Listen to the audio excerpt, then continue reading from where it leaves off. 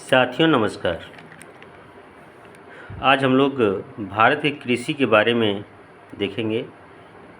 जैसा हम लोग जानते हैं कि भारत एक कृषि प्रधान देश है और यहाँ की कुल जनसंख्या का 60% से भी कुछ ज़्यादा लोग कृषि पर अपने जीविकोपार्जन के लिए, जीवन यापन के लिए कृषि पर निर्भर हैं।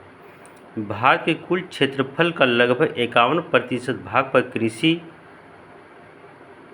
की जाती है। 4% भूभाग पर चारागाह है, लगभग 21% भूमि पर वन एवं 24% भूमि बंजर तथा बिना उपयोग किए। कहने मतलब ये है कि भारत का जो भौगोलिक क्षेत्र है उसके कुल क्षेत्रफल जो है, कुल क्षेत्रफल का 51% भाग पर कृषि की जाती है, 4% पर जानवरों के लिए चारागाह है और 21% पर जंगल है, वन है और 24% भूमि बंजर है या बिना उपयोग की है। बंजर है मतलब खेती करने के योग्य नहीं है और उसका यूज नहीं किया जाता है। तो ये डाटा है 51% भाग पर कृषि, 4% भूभाग पर चारागाह, 21% भूमि पर वन और 24% भूमि बंजर तथा बिना उपयोग की है। कृषि राज्य का विषय है जिसका उल्लेख संविधान की 7वीं अनुसूची में प्रविष्ट 14 में है।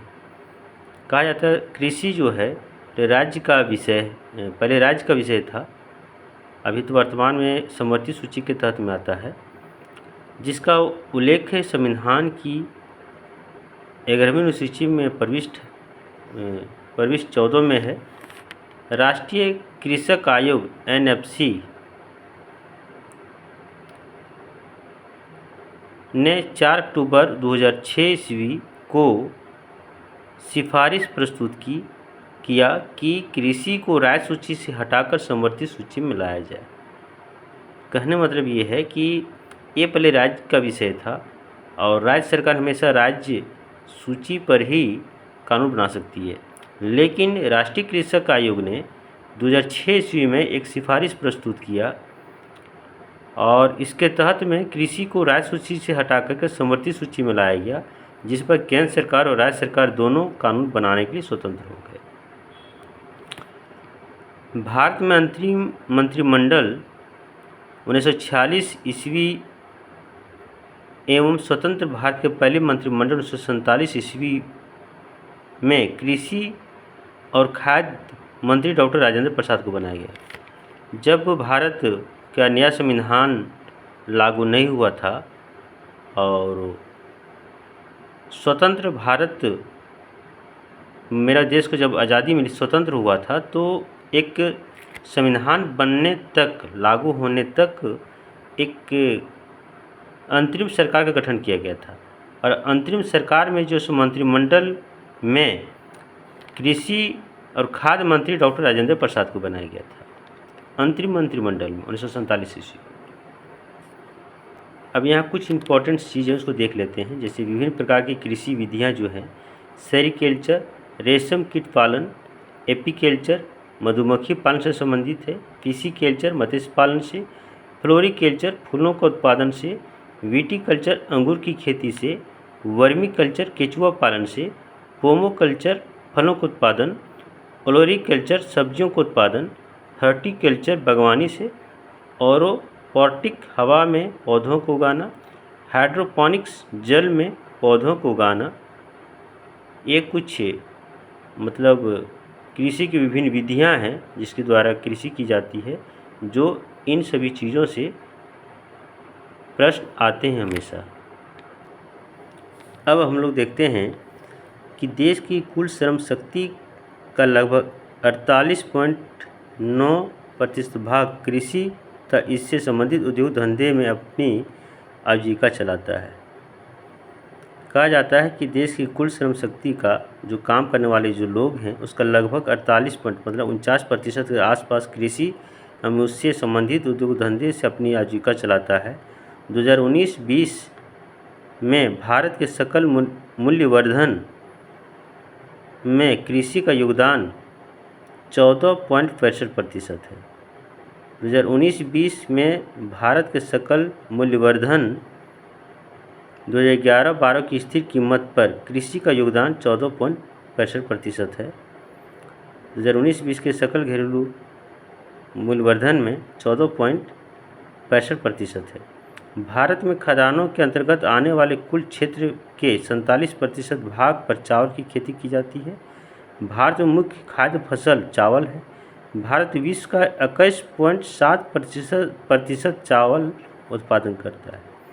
भारत में खदानों के अंतर्गत जो जितने फसल जो आते हैं उसमें 47 से कुल क्षेत्रफल के 47% भाग पर चावल की खेती की जाती है।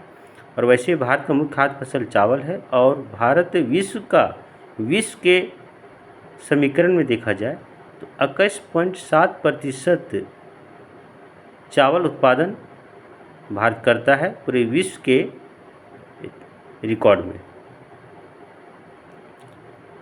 चावल उत्पादन में भारत का विश्व का दूसरा स्थान है, प्रथम चीन है। चावल उत्पादन प्रथम स्थान चीन का है, उसके बाद फिर जो है सो भारत का आता है। भारत में खाद्य फसलों में सबसे अधिक चावल का उत्पादन होता है और IR-20 चावल की अधिक पैदावार देने वाली किस्म है। खाद्य फसलों में सबसे ज़्यादा खेती जो की जाती है चावल की होती है उत्पादन, और IR एक किस्म है चावल का जो सबसे ज़्यादा पैदावार देता है। विश्व में गेहूं उत्पादन में चीन के बाद भारत का दूसरा स्थान है। गेहूं उत्पादन में भी चीन का पहला स्थान, उसके बाद भारत का आता है। भारत में विश्व का 12% गेहूं उत्पादन करता है। देश की कुल कृषि योग्य भूमि के लगभग 14% भाग पर गेहूं की खेती की जाती है। चावल के क्षेत्र में हम लोग देखे थे कि 21% पूरे विश्व के में जो है सो चावल उत्पादन भारत से होता है, लेकिन गेहूं का देखा जाए तो 12% है। और देश की कुल कृषि योग्य भूमि के लगभग 14% भाग पर गेहूं की खेती की जाती है। देश में गेहूं के उत्पादन में उत्तर प्रदेश का प्रथम स्थान है, जबकि प्रति हेक्टेयर उत्पादन में पंजाब का प्रथम स्थान है। गेहूं उत्पादन में सबसे अग्रणी जो राज्य है हमारा भारत का वो उत्तर प्रदेश है, लेकिन प्रति हेक्टेयर के क्षेत्र में पंजाब का स्थान प्रथम है। हरित क्रांति सबसे अधिक प्रभाव गेहूं और चावल की कृषि पर पड़ा, परंतु चावल की तुलना में गेहूं के उत्पादन में अधिक वृद्धि हुई।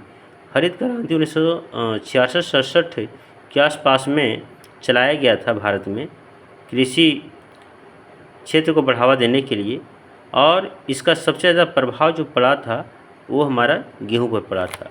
मैक्सिको तथा फिलीपींस में क्रमशः गेहूं एवं चावल की अधिक उत्पादकता की किस्में विकसित की जाती है।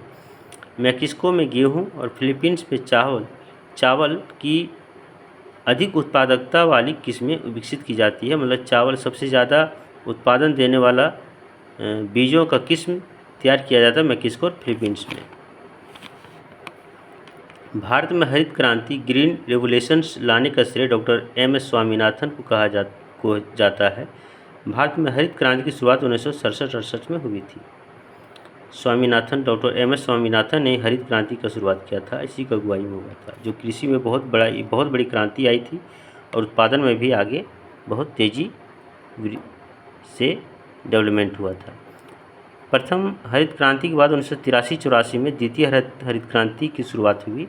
मतलब प्रथम हरित क्रांति जब हुआ था 1967-68 में, उसका द्वितीय हरित क्रांति 1983-84 में हुआ था, और जिससे अधिक अनाज उत्पादन, निवेश एवं कृषकों को दी जाने वाली सेवाओं का विस्तार हुआ। भारत में श्वेत क्रांति का जनक डॉक्टर V कुरियन को माना जाता है। श्वेत क्रांति से संबंधित दूध उत्पादन से है डेयरी उद्योग को बढ़ावा देने के लिए डॉक्टर V कुरियन ने श्वेत क्रांति चलाया था, जिसका काफ़ी प्रभाव सकारात्मक रहा था। तेलहन प्रौद्योगिकी मिशन की स्थापना 1986 ईस्वी में भारत में हुई है। तेलहन मतलब ये जो तेल वगैरह का उत्पादन करने के लिए इसका एक प्रौद्योगिकी मिशन स्थापित किया गया था 1986 में। भारत उर्वरक उत्पादन और उपभोग में विश्व में तीसरे स्थान पर था। उर्वरक का जो उत्पादन होता है भारत में और उसका उपयोग जो करता है विश्व में तीसरा स्थान पर है, जबकि चीन अमेरिका पहले दूसरे स्थान पर है। भारत नाइट्रोजन उर्वरकों की अपनी खपत का 94% और फास्फोटी उर्वरकों की खपत का 82% उत्पादन करता है। पोटेशियम उर्वरक का पूरी तरह आयात किया जाता है। पोटेशियम उर्वरक हमारे यहाँ नहीं, इसलिए उसको मंगाया जाता है। आम, केला, चीकू, खट्टे नींबू, काजू, काली मिर्च, नारियल, अदरक, हल्दी के उत्पादन में भारत का स्थान विश्व में पहला है। आम का, केला का, चीकू का, खट्टे नींबू का, काजू का, काली मिर्च, नारियल, अदरक, हल्दी के उत्पादन में भारत का स्थान विश्व में पहला है। और फल और सब्जियों के उत्पादन में भारत का स्थान विश्व में दूसरा, प्रथम चीन है। फल और सब्जी का उत्पादन जो है चीन अग्रणी देश है और दूसरा स्थान पर भारत आता है विश्व में। विश्व में तंबाकू का सबसे बड़ा उत्पादक और उपभोक्ता चीन है। तंबाकू उत्पादक भी चीन करता है और उपभोग भी चीन करता है और प्रथम स्थान प्राप्त करता है। और भारत का स्थान तीसरा है तंबाकू क्षेत्र में। और भारत में तंबाकू सबसे ज़्यादा आंध्र प्रदेश के क्षेत्रों में उगाया जाता है। तंबाकू की पत्तियों को सुखाने की प्रक्रिया को क्यूरिंग कहते हैं, जिससे पत्तियों में वांछित रंग, गंध आदि गुणों का विकास होता है। तंबाकू की पत्ती को सुखाने की प्रक्रिया को क्यूरिंग कहा जाता है। भारत में चाय की खेती 1840 में असम की ब्रह्मपुत्रा घाटी में प्रारंभ हुई। चाय की पत्तियों में कैफीन, टैनिन की प्रचुरता पाई जाती है। भारत में सर्वोत्तम चाय दार्जिलिंग में पैदा की जाती है। कहा जाता है भारत में चाय की खेती असम की ब्रह्मपुत्रा घाटी में 1840 में प्रारंभ हुई थी। और वैसे भी चाय की उत्पादन सबसे ज़्यादा असम राज्य में होता है। इसकी शुरुआत भी 1840 ईस्वी में ब्रह्मपुत्रा घाटी से हुआ था। और चाय की पत्तियों में कैफीन, टैनिन की प्रचुरता पाई जाती है। भारत में सर्वप्रथम चाय दार्जिलिंग, जो पश्चिम बंगाल में पड़ता है, में पैदा की जाती है। सबसे ज़्यादा चाय वहीं पर होता है।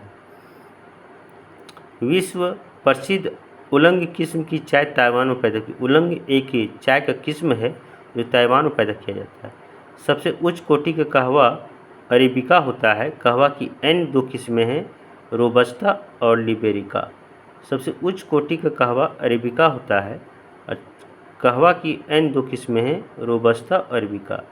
मोचा कहवा अमन में उगाई जाती है। मोचा एक कहवा का प्रजाति है जो अमन देश में उगाई जाती है।